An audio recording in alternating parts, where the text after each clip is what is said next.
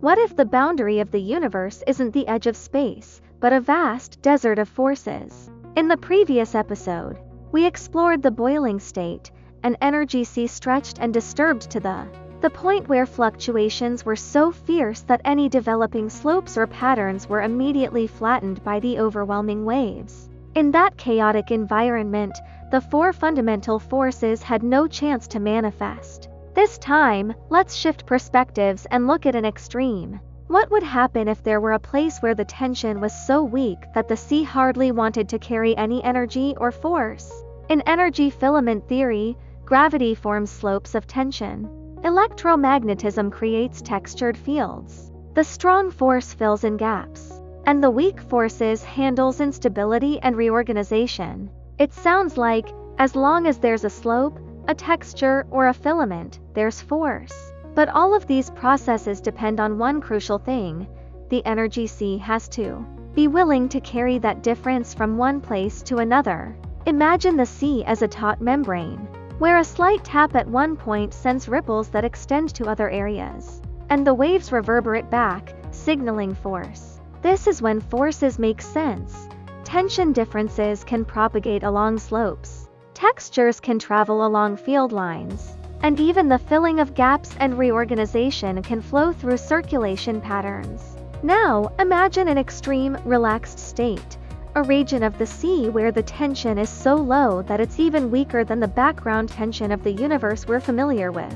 The sea here is like a deflated membrane, so loose that the pull between adjacent regions is almost non-existent. If you tap lightly on this region, the vibration is absorbed in a very short distance, never spreading far. Formally, you could still draw a gradient, saying this point is slightly tighter than that one. But for this relaxed sea, the difference is so small that it's not worth the effort to transmit. In this state, the propagation chain breaks down in a few steps, and forces like gravity or electromagnetism can no longer transfer their effects from this region to another.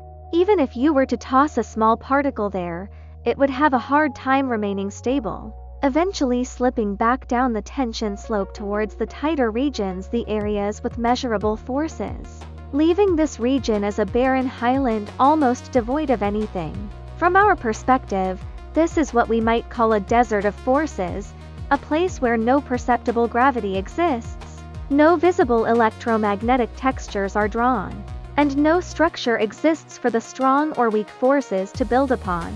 No resonating waves or particles return to remind us there's something here. Compared to the boiling state, this is the opposite form of silencing. In the boiling state, the noise is so loud that any ordered responses are drowned out. In the desert state, the tension is so weak that the sea simply won't help transmit, and everything comes to a standstill. The result is the same. The rules of force still exist in the underlying fabric of the universe, but they are completely muted to observation. The universe, as seen through the lens of energy filament theory, lies somewhere between these two extremes, in a vast region of tension where it is neither chaotic enough to flatten everything, nor loose enough to completely decouple. It's only in this energy sea that can still carry forces and not being drowned out by noise that the four fundamental forces can show their true potential.